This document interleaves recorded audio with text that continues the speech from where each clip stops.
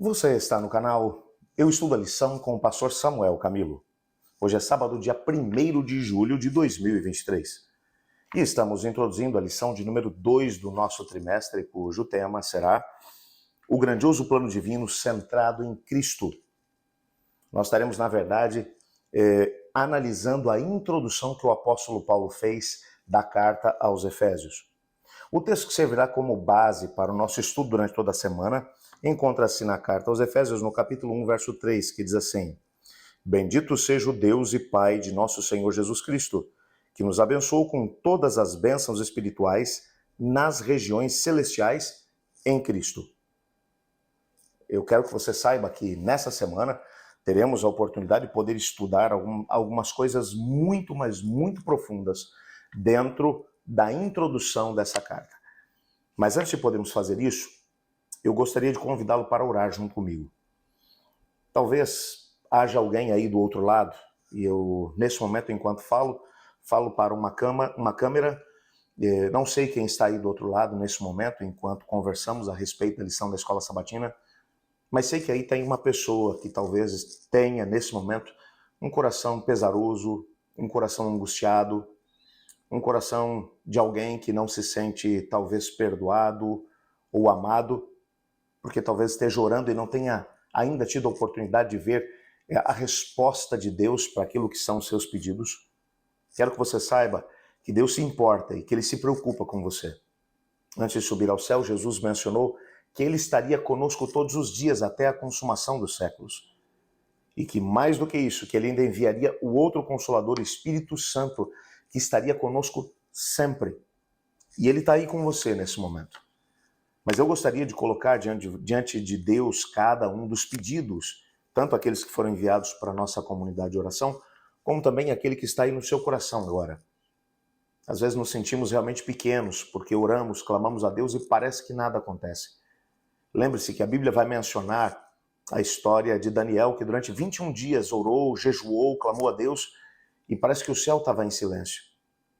Mas, na verdade, quando a resposta do céu veio, ele descobriu que durante esses 21 dias, uma batalha espiritual estava acontecendo nas regiões celestiais.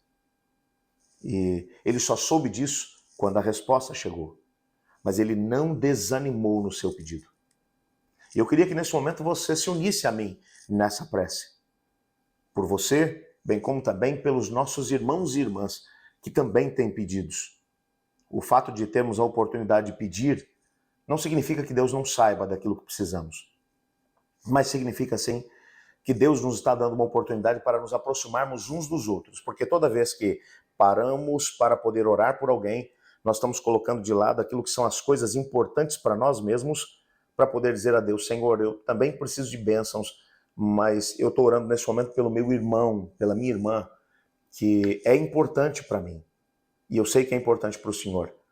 Então estou colocando o caso dele diante do Senhor. Nós temos a oportunidade de poder deixar de lado o egoísmo e trabalhar também entendendo que somos uma família em Cristo Jesus. Vamos orar juntos nesse momento? Una-se a mim. Obrigado, Pai, porque sabemos do teu amor para conosco e, ao mesmo tempo, da preocupação que tens em relação a tudo que diz respeito a nós. Pedimos que a tua graça nos cubra nesse momento, para que nada nos separe de ti nesse momento. Mas também colocamos diante do Senhor cada pedido que foi mencionado aqui no nosso chat, bem como esse pedido que está aí no coração do meu amigo, do meu irmão, da minha irmã.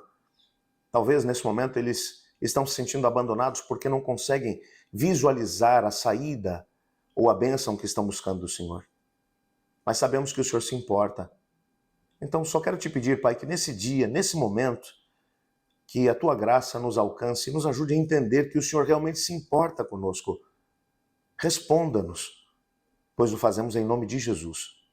Mas ainda pedimos que fale conosco agora através da tua palavra. Mais uma vez oramos em nome de Cristo. Amém. Quando vamos para a introdução da carta do apóstolo Paulo aos Efésios, encontramos algumas coisas muito importantes, muito bonitas. Eu queria ler com você aqui as primeiras palavras que aparecem nessa carta. Bem, eu estou usando aqui uma Bíblia, que é uma tradução mais contemporânea, que é a Nova Versão Transformadora da Bíblia, a NVT. Gosto muito dessa tradução, é uma tradução que é bem fiel aos melhores originais que temos, ou os manuscritos originais, não, porque os originais já nem existem mais. A Bíblia foi escrita durante um período longo de tempo. Não temos nenhuma cópia original de algum livro da Bíblia, mas dos melhores manuscritos, os mais confiáveis, segundo a maior parte dos eruditos. Gosto muito dessa tradução, uma tradução mais contemporânea, mas muito fiel ao texto. Na introdução, nos versículos 1 e 2, nós encontramos as seguintes palavras de Paulo. Eu, Paulo, apóstolo de Cristo Jesus, pela vontade de Deus, escrevo essa carta ao povo santo em Éfeso, seguidores fiéis de Cristo Jesus. Que Deus, nosso Pai, e o Senhor Jesus Cristo lhes deem graça e paz. Nessas primeiras palavras de Paulo, e às vezes a gente tem a tendência de pular essas primeiras palavras, essas palavras introdutórias, mas Paulo escreveu de forma pensada essa mesma introdução. Você se lembra que o que é que estava acontecendo lá na igreja de Éfeso era alguma coisa que realmente preocupava o apóstolo. Paulo havia dito a eles, pelo menos ali uns 2 anos e meio antes desse momento, que ele iria para Jerusalém para levar as ofertas que havia recolhido entre as igrejas gentílicas, porque a igreja em Jerusalém estava passando por muita dificuldade, mas que ele retornaria. Ele já tinha passado algo em torno de 3 anos a 3 anos e meio naquela cidade, enquanto plantava as igrejas ali, mas ele pretendia retornar. Ao invés de retornar, quando ele chega em Jerusalém, ele é preso. Passa 2 anos em Cesareia Marítima e agora ele está em Roma. E o que ele vai descobrir nessa altura é que os irmãos da cidade de Roma começam agora a ficar muito tristes e começam a se perguntar se realmente eles entenderam aquilo que o apóstolo Paulo havia mencionado, no sentido de que Deus tinha um plano especial para a vida deles, de que Deus os havia chamado, de que Deus tinha um propósito para eles, para a vida deles. Muitos deles estavam abandonando a fé, estavam naufragando na fé, porque afinal de contas, aquele que havia plantado a igreja de Éfeso agora estava preso. E eles se questionavam se realmente Deus se importava com eles. Que questionamento é esse? Quantas vezes, quando passamos por vales escuros e sombrios e Deus age de uma maneira diferente daquela que nós esperávamos que Ele realmente o fizesse, a nossa fé acaba naufragando. Aquelas pessoas estavam naufragando na fé porque achavam que Deus havia se esquecido do seu povo. Mas Paulo ele começa dizendo que ele era apóstolo de Jesus Cristo. E isso tinha acontecido pela vontade de Deus. Paulo está dizendo que ele sabia quem ele era. Ele não era apóstolo porque um dia ele acordou de manhã e falou assim, o que eu vou fazer hoje? A minha agenda está meio vazia, vou ser apóstolo. Não, ele está dizendo, eu sei de quem sou apóstolo de Jesus Cristo. E é pela vontade de Deus o Pai. E eu escrevo essa carta ao povo santo em Éfeso. A palavra santo aqui é uma palavra que significa literalmente aquele que foi separado com um propósito. Então veja, ele está dizendo que o que acontecia na vida tanto do apóstolo como também da igreja lá em Éfeso não era um acaso. Ele está dizendo, olha, eu sou apóstolo de Jesus Cristo, eu sei para quem eu trabalho, eu sei a quem eu sirvo. E eu sei que eu só fui chamado para ser apóstolo porque Deus o Pai, que é quem dirige todo o plano da redenção, que é aquele quem dirige a nossa vida, ele tem um propósito para mim. Então ele me escolheu. E ele vai dizer, e eu sei também quem são vocês. Vocês são o povo separado por Deus com um propósito. Deus tem um plano para a vida de vocês. E aí ele vai dizer, vocês são seguidores fiéis de Cristo Jesus. Eu achei interessante porque provavelmente quando essa carta foi escrita, talvez alguns daqueles que estavam fracos na fé, ou talvez até tivessem se desviado já do caminho do Senhor Deus, tiveram a oportunidade de poder ouvir Paulo chamando de povo santo de Deus lá em Éfeso e seguidores fiéis de Jesus. Eu imagino alguns ouvindo isso falando assim, não, isso aí já não é para mim, eu me afastei de Deus. Mas Deus não desiste dos seus filhos, eu acho isso fantástico. É uma igreja que está enfraquecida pela crise que está enfrentando. E ele vai pedir uma bênção, ele vai dizer que Deus, nosso Pai, e o Senhor Jesus Cristo lhes deem graça e paz. Graça é um dom imerecido, é aquilo que a gente recebe, é um presente que a gente recebe, mas que não recebeu porque merece, recebeu porque aquele que nos deu nos ama.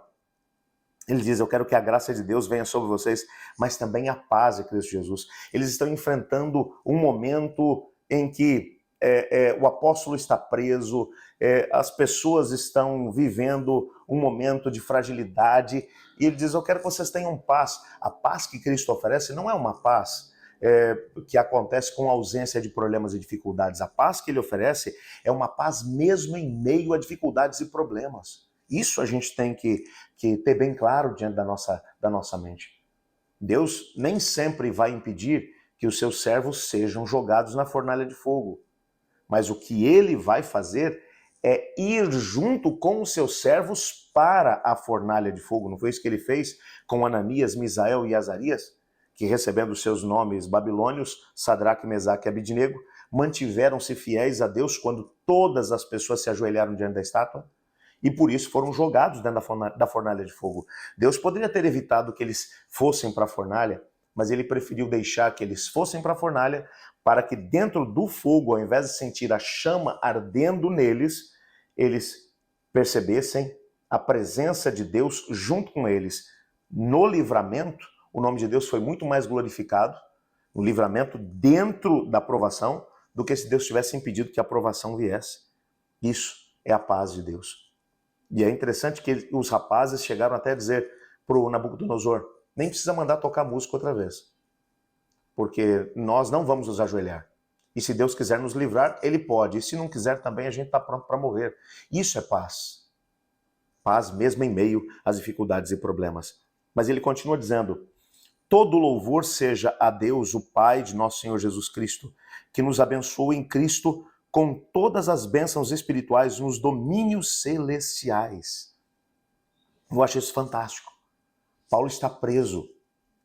E quando ele vai começar a escrever a sua carta, depois de dizer: eu sei quem eu sou, e eu sei quem vocês são, eu sei que Deus os chamou, Deus chamou a mim e chamou também a vocês. E ele tem graça e paz para oferecer a vocês, para que vocês vençam esse momento difícil.